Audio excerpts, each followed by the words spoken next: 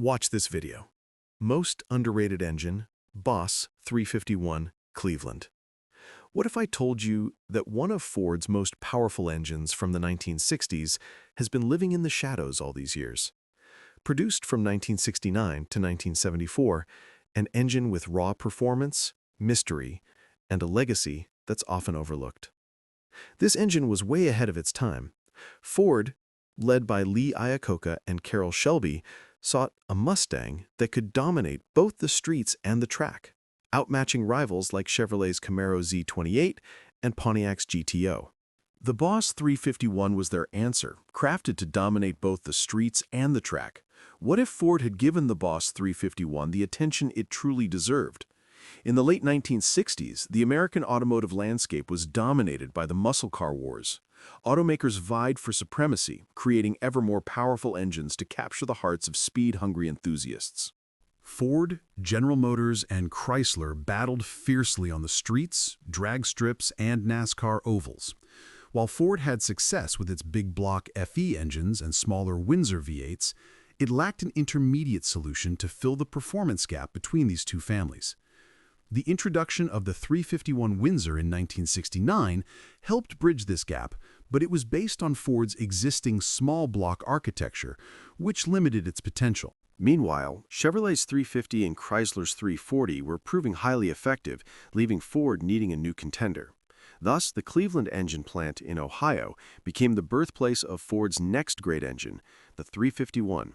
Engineered by Ford Performance, the 1969 Boss 351 Mustang was a formidable force, powered by the 351 cubic-inch, 5.8-liter Cleveland V8 engine. This all-new engine was designed as a high-revving powerhouse, producing 330 horsepower and 370 pound-feet of torque. It featured advanced components like open-chamber combustion chambers, a high-flow intake manifold, and a 4-barrel Autolite 4300 carburetor, pushing the limits of naturally aspirated performance.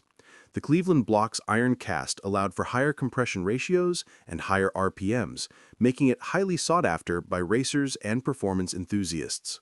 Power was channeled through a top-loader 4-speed manual transmission known for its smooth, precise shifting, while 3.9 1.1 rear axle gears delivered aggressive acceleration. Key features and innovations. Borrowing technology from the Boss 302, the Cleveland introduced canted, angled valves, enhancing airflow through the combustion chamber. This design allowed for massive intake and exhaust ports, making the Cleveland a high RPM powerhouse. The engine block was cast with high nickel content, providing superior durability and resistance to wear, qualities essential for racing applications. By raising the camshaft position, engineers made room for a shorter, stiffer pushrod, which improved valve train stability at high RPMs. These features enhanced block rigidity, reducing the risk of distortion under high loads and making the Cleveland highly durable. With a bore of 4.0 inches and a stroke of 350 inches, the Cleveland delivered quick revs and excellent power across a broad RPM range. The Cleveland came in two primary configurations, the 2V 2-barrel carburetor for economy and reliability, and the 4V 4-barrel carburetor for performance. Each was tailored to a specific market segment, engine codes, and special variants. The H code represented the 2V 2-barrel carburetor variant. With modest compression ratios and smaller intake ports, it was designed for everyday driving. It produced between 240 and 250 gross horsepower, depending on the year, and was popular in mid-level vehicles like the Ford Torino and Mercury Montego. M code, 1970 to 1971. The M code was the standard 4V Cleveland, featuring larger intake ports, a 4-barrel carburetor, and higher compression. Rated at 300 horsepower in its prime, it was a solid performer in vehicles like the Mustang Mach-1. R code, 1971. The R-code Cleveland, known as the Boss 351, represented the engine's peak performance. Exclusive to the Mustang Boss 351, it boasted an 11.01 compression ratio, a high-lift solid lifter camshaft, and a 4-barrel Autolite carburetor. Rated at 330 horsepower, the Boss 351 was a track-ready beast with incredible high RPM capabilities.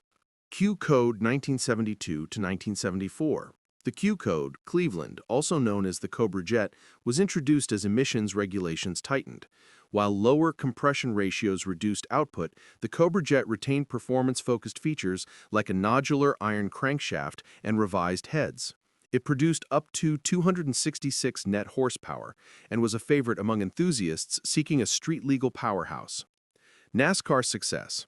During the early 1970s, teams like the Wood Brothers Racing used Cleveland-powered Fords to secure multiple victories, including David Pearson's legendary win at the 1976 Daytona 500.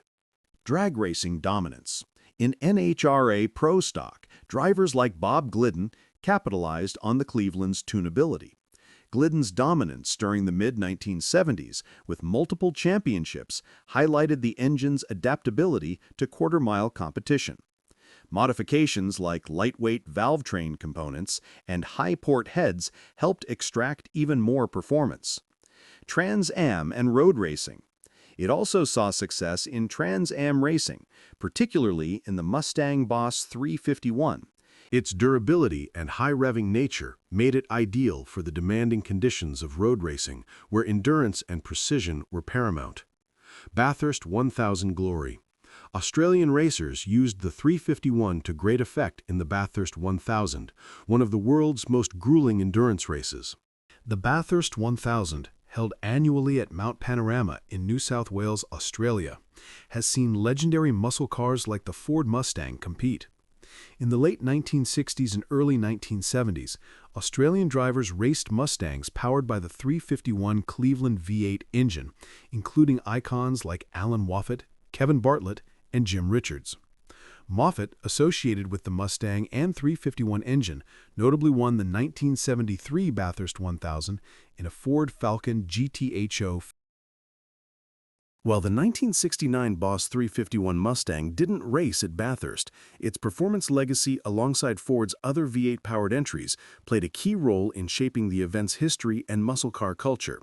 What happened behind the scenes at Ford when the decision was made to limit production of such an incredible machine?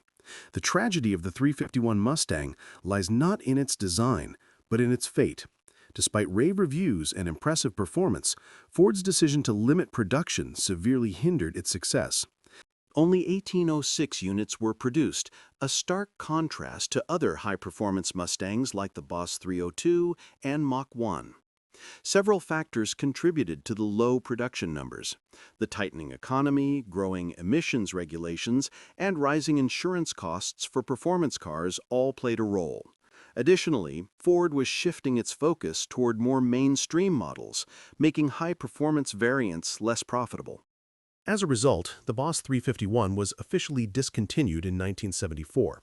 Its rarity, combined with the rising costs of owning a muscle car, led to it becoming a highly sought-after collector's item. Over time, the Boss 351 gained legendary status, but its brief production run ensured it would remain a rare and coveted gem in automotive history. Why was the Boss 351's production cut so short? Was it a failure, or was it just a victim of timing? RPO variants in Australia, 1972 to 1982. After U.S. production ceased in 1974, the Cleveland lived on in Australia. It powered legendary models like the Ford Falcon XB and XC, including the Mad Max-inspired Falcon GT.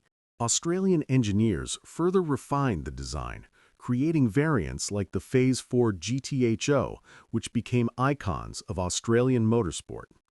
Today, the 351 remains a prized engine among enthusiasts and collectors, whether in a restored classic Mustang or a custom-built hot rod.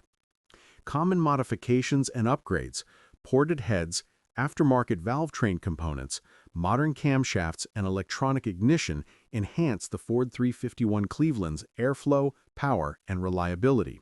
Stroker kits and cleaver hybrids, combining Cleveland heads with Windsor blocks, boost performance further. These upgrades solidify the Cleveland's legacy, proving that precision, not size, defines true performance and innovation. The Ford 351 Cleveland is more than just an engine. It's a symbol of innovation and resilience. From its revolutionary canted valve heads to its dominance in NASCAR and drag racing, the Cleveland proved that size isn't everything. Though its production life was brief, its impact was profound. The Cleveland bridged the gap between big block and small block engines, offering an ideal balance of power, efficiency, and durability. Its continued use in Australian muscle cars and its enduring appeal among enthusiasts, why did it never get the spotlight it deserved?